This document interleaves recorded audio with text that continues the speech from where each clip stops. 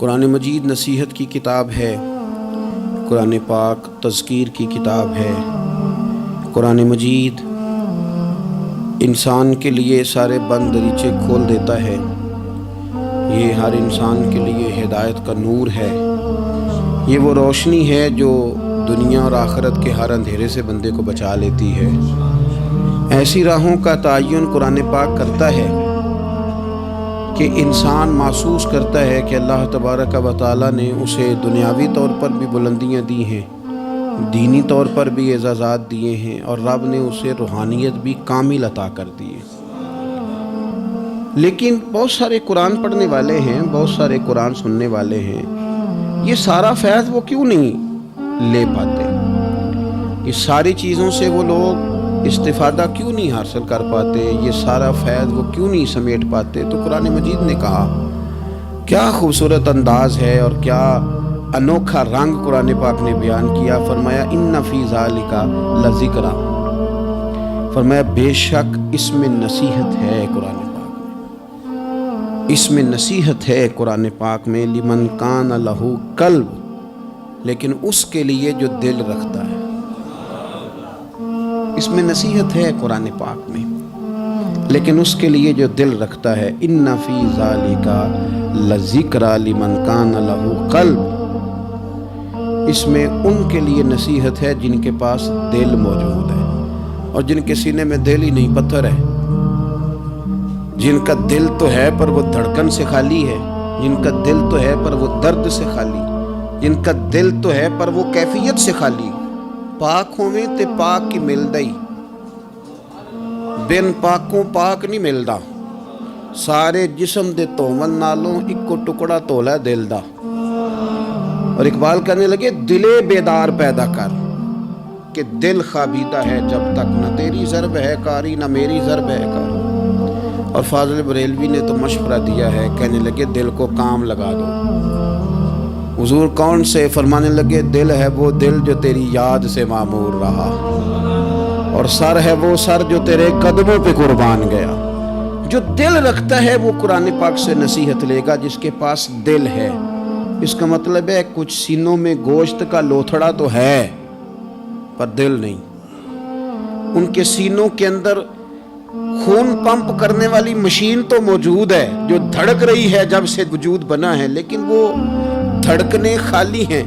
دل جب دھڑکتا ہے تو وہ کسی کے لیے دھڑکنا چاہیے، اور کسی کا درد ہو دل میں۔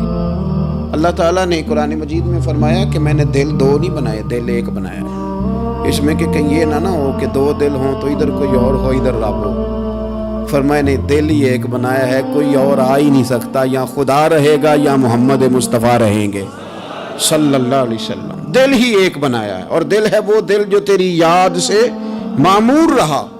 دل دھڑکے اور پھر وہ تڑپے، وہ کسی کے دکھ میں تڑپے، وہ کسی کے درد میں تڑپے، وہ کسی کی پریشانی پہ تڑپے، وہ کسی کی محبت میں تڑپے۔ اور جب وہ خوب تڑپے نا تو وہ تڑپ جو ہوتی ہے، کچھ زخم ایسے ہوتے ہیں جن کا مزہ آتا ہے۔ یعنی جب بعضوں کا زخم ٹھیک ہونے پہ آئے تو آپ اسے تھوڑا سا ہاتھ لگائیں تو وہ تھوڑا سا نا مزہ دیتا ہے۔ کچھ زخموں کا بھی مزہ ہوتا ہے۔ آتش کہنے لگا، وہ مزہ دیا ہے تڑپ نے کہ میری آرزو ہے یا رب، میرے دونوں پہلوؤں میں دل بے قرار ہوتا۔ میرا دل کرتا ہے دو دل ہوتے، میں ایک سے تڑپا ہوں تو اتنا مزہ ہے، اگر میں دو سے تڑپتا تو کتنا مزہ ہوتا۔ میرے دونوں پہلوؤں میں دل بے قرار ہو۔ عزیز بھائی، دل پر محنت، دل کی صفائی، 2 4 5 دن آپ غسل نہ کریں، مسواک نہ کریں، آپ کپڑے نہ بدلیں تو طبیعت پہ نا بوجھ بن جاتا ہے۔ اپنے آپ سے بندے کو تھوڑی سی نا کوفت محسوس ہوتی ہے۔ تو اگر 4 5 دن 6 دن اسی طرح گزر جائیں تو پھر انسان محسوس کرتا ہے کہ یار یہ میں کدھر آ گیا ہوں۔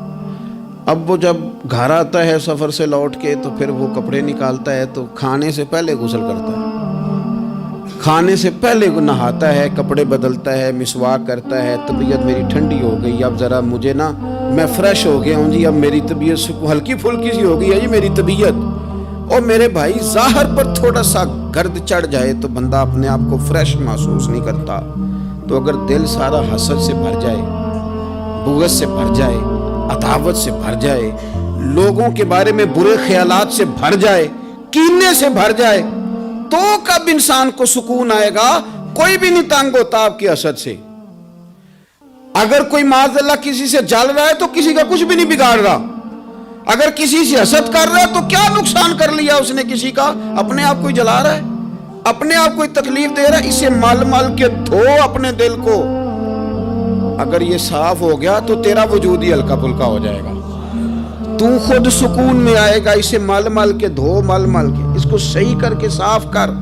इमाम गजाली रहमतुल्लाह ताला अलैह से किसी ने कहा था कि हम इतना सुनते हैं इमाम हुसैन को, इतना पढ़ते हैं मौला अली को, इतने तज़किरे हैं हमारे सामने उस्मान गनी रदी अल्लाह ताला अन्हु, इतना जिक्र है फारूक आजम का, अबू बकर सिद्दीक का, इतना जिक्र होता है नबी पाक अलैहिस्सलाम के खलाके आलिया का, फिर उसका असर क्यों नहीं? पढ़ते हैं, सुनते हैं, बयान करते हैं, कहा जाता है, सुना जाता है, फिर उसका वो असर क्यों नहीं? वो तबीयत पे चीजें नक्श क्यों नहीं हो रही? तो इमाम गजाली रहमतुल्लाह अलैह फरमाने लगे कि अगर आईने पे गर्द पड़ जाए तो उसमें अक्स सही नजर नहीं आते, आईने साफ कर लिए जाएं तो फिर उस पे अक्स नजर आते हैं। हमारे आईने ना थोड़े से गर्द वाले हो गए हैं, दिल थोड़े से ना मैले कुचैले हो गए, तो कोई भी अक्स उस पे चढ़ता नहीं, जितनी मर्जी बड़ी बात सुनने चढ़ता नहीं। मिसाल देते हैं, कहते रोमियों और चीनियों का मुकाबला हो गया था नक्श निगारी का। बादशाह ने कहा जो अच्छा नक्काश निकलेगा, अच्छी खत्ताती करेगा, उसे इनाम दूंगा। तो रूमियों ने तो बड़े बड़े रंग मंगवाए, तो बड़ी बड़ी पेंसिलें मंगवाई, तो बड़ा उन्होंने काम किया। दरमियान में पर्दा था, आमने सामने दीवारों पे नक्श बनाने थे। लेकिन चीनियों ने कोई चीज़ भी नहीं मंगवाई। 1 महीने 1.5 महीने का टाइम था। फारिग हो के बादशाह ने पर्दा हटाया कि बीच खड़े होकर फैसला करूंगा किसके नक्शो निगार अच्छे हैं, इनाम मिलेगा। पर्दा हटाया तो जैसे नक्श रूमियों की दीवार पे थे वैसे चीनियों की दीवार पे थे, एक नुक्ते का भी फर्क नहीं। बादशाह कहने लगा ओ कैसे फैसला करूंगा, तुमने किया क्या है, समझ नहीं आई तुमने क्या किया। तो चीनियों से ये भी पूछने लगा कि ना तुमने कोई रंग मंगाया, ना पेंसिल मंगाई, ना कोई और चीज, तो बिल्कुल सेम। वो कहने लगे बादशाह हमने तो कोई नक्श भी नहीं बनाया। तुमने फिर क्या किया? कहने लगे हमने जरा माल माल के दीवार साफ की है, दीवार का आईना बना दिया है।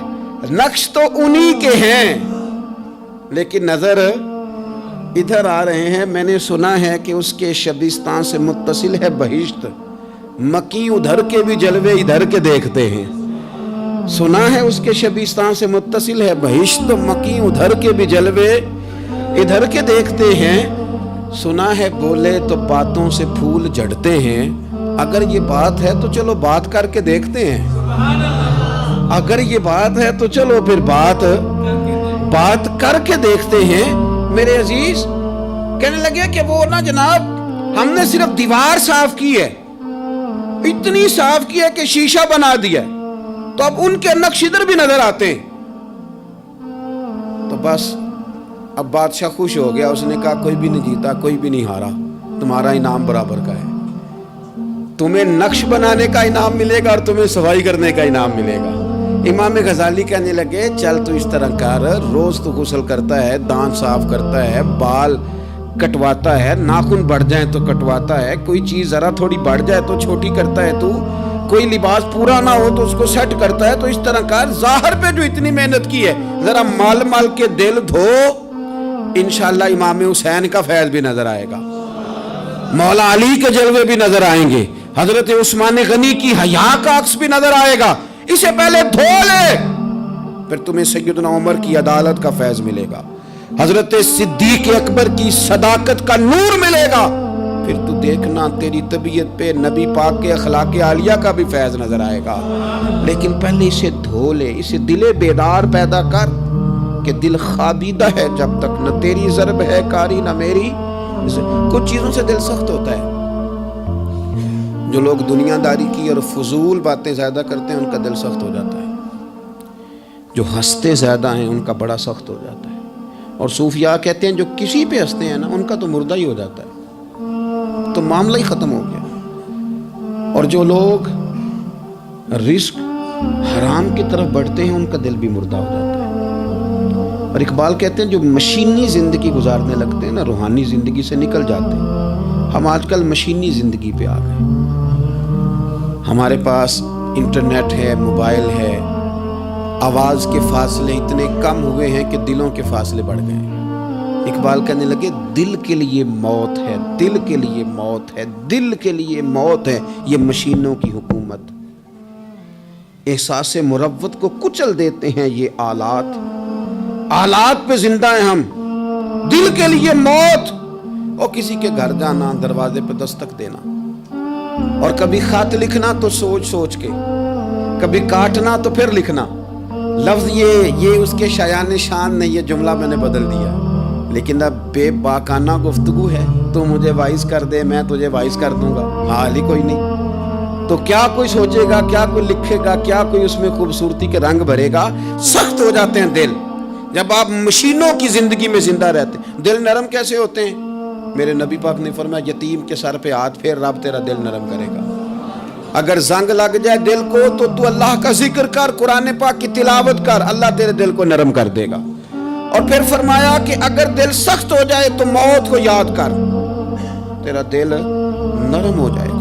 اچھوں کی صحبت اختیار کریں تو دل نرم ہو جاتا ہے۔ قبروں کی زیارت کریں، جائیں کبھی اپنے شہر کے قبرستان میں، غور کریں کہ وہ چودھری صاحب لیٹے، یہ علامہ صاحب لیٹے، وہ فلاں بہت بڑے افسر لیٹے، وہ دیکھو وہ میرا عزیز لیٹا ہے۔ وہ ہارون رشید نے کہا حضرت داؤد طائی سے نصیحت کر دیں، تو فرمانے لگے باپ کدھر ہے تیرا؟ کہا حضور قبرستان میں، اماں قبرستان میں، دادا نانا بڑے بھائی سب قبرستان میں۔ فرمایا میں کیا نصیحت کروں؟ او پہ دس دیاں نی قبراں جنہاں تے پھول پے، ادھروں کوئی بھی نہیں آمدا، تے ادھروں لکھاں گئے، تے سہ جوڑ سنگت دے ڈٹھے، سہ جوڑ 100 سال کی دوستیاں، سہ سال سنگت دے ڈٹھے، او تکو آخر وتھاں پئیاں، اور جنہاں بعد جیسی پل نہیں سنجیندے، ایک پل نہیں سنجیندے، پھر وہ شکلاں بھی یاد نہ رہیاں۔ سہ جوڑ کا یہ کوئی کم ہے دل کو نرم کرنے کے لیے؟ تیرے پاس موت کا تذکرہ، قبروں کی زیارت کو تھوڑی ہے؟ یہ چیزیں دل نرم کرتی ہیں، یاد نرم کرتی ہیں چیزیں دل۔ سختی طبیعتوں کی، مزاجوں کی سختی، دوسروں کے بارے میں ڈاٹے جذبات، ہمارے رویے ڈاٹے، ہماری طبیعتیں سخت۔ حضرت عبداللہ ابن مسعود رضی اللہ تعالیٰ عنہ نے ایک شخص کو جنازے کے موقع پہ ہنستا ہوا دیکھ لیا، فرمایا آج کے بعد تیرے ساتھ کلام نہیں کروں گا۔ جس کا جنازہ دیکھ کے بھی دل نرم نہیں ہوا اور قبرستان دیکھ کے بھی دل نرم نہیں ہوا، وہ تو سخت دل بندہ ہے۔ سخت دل بندے سے دوستی کبھی نہیں رکھوں گا، میں تو درد دل والوں سے پیار کروں گا، تیرے ساتھ میں کلام نہیں کرتا۔ تو کس طرح کا شخص ہے بھائی جسے یہاں آ کے بھی ہنسی آ رہی ہے، مذاق سوچ رہا؟ تو دل کی نرمی، میرے نبی پاک صلی اللہ علیہ وسلم نے نا دل پر، ہم نے نا کپڑوں پر بڑی محنت کی، ہم نے چہروں پر بڑی محنت کی، ہم نے اپنے ظاہر کو سنوارنے پر بڑی، ہم نے اپنے حق میں بڑے بڑے لفظ یاد کیے، بڑی کہانیاں یاد کی، پر دل کے لیے محنت، اس پر محنت ہی نہیں کی۔ اعلیٰ حضرت فاضل بریلوی کتنے بڑے عالم ہیں، 1000 کتاب کے مصنف، اور ان کے فتاوی موجود ہیں کہ جس بندے کا تلفظ ٹھیک نہ ہو، یعنی جو ضروری قواعد ہیں وہ قرآن پاک کے جس کو نہ آتے ہوں اس کے پیچھے نماز نہیں۔ جو ہا اور ہا میں فرق نہیں کر سکتا، حمزہ اور عین میں فرق نہیں کر سکتا، وہ الفاظ کا معنی بگاڑ دے گا۔ لیکن اعلیٰ حضرت چونکہ صوفی ہیں، درویش ہیں، علم کے ساتھ تو ایک اور رنگ بھی بیان کرتے ہیں۔ وہ کہتے ہیں یہ نہ ہو کہ صرف تو حروف کے ہیر پھیر میں لگا رہے، صغرے کبرے ٹھیک کرتا رہے، دارابا یادرب کے چکر میں پڑا رہے، اور دل پر تو توجہ ہی نہ دے۔ فاضل بریلوی رحمۃ اللہ علیہ فرمانے لگے کہ 2 علماء نے قرآن ایک درویش کے پیچھے نماز پڑھی تو مستحب جو قواعد تھے نا جن کے بغیر نماز، وہ ٹھیک نہیں تھے ذرا ان کے، تو وہ کہنے لگے دیکھا جی اتنے بڑے پیر صاحب ہیں اور ان کی تو قرات ہی ٹھیک نہیں، تلفظ ہی ٹھیک نہیں۔ حالانکہ لفظ تاثیر سے بنتے ہیں، تلفظ سے نہیں۔ لفظ تاثیر سے بنتے ہیں، تلفظ سے نہیں۔ اہل دل آج بھی ہیں اہل زبان سے آگے۔ انہوں نے کہا جی بابا جی کا تو تلفظ ہی ٹھیک نہیں۔ اعلیٰ حضرت نے لکھا ہے ملفوظات شریف میں، فرماتے ہیں پھر وہ نہ نہانے کے لیے چلے گئے نماز پڑھ کے فارغ ہو کے، تو وہ پانی میں اتر گئے تو شیر ان کے کپڑے اٹھا کے لے گیا۔ اب کتنی کو دیر پانی میں رہتے, نکلے بھی تو کیسے نکلے, شرم آتی ہے. مختصر لباس پہن کے وہ غسل کرنے کے لیے گئے تھے, اب پانی میں سردی, کتنی کو دیر بندہ پانی میں رہے. لوگوں نے آ کے کہا حضور وہ آپ کے مہمان تو الجھ گئے, بڑے بری طرح پھنس گئے, مہربانی فرمائے ان کو تو بچائیں, وہ تو سخت الجھن میں. کیا ہوا؟ کہنے لگے وہ شیر کپڑے لے گیا اور وہ پانی میں ہے, کچھ تو ہونا چاہیے. تو وہ بزرگ گئے, جا کے نہ دور کھڑے ہو کے شیر کو آواز دی, شیر کو. حضور کے صحابی تھے نا حضرت سفینہ, قافلے سے رستہ بھول گئے, ایک سائیڈ پہ ہو گئے تو سامنے شیر آ گیا.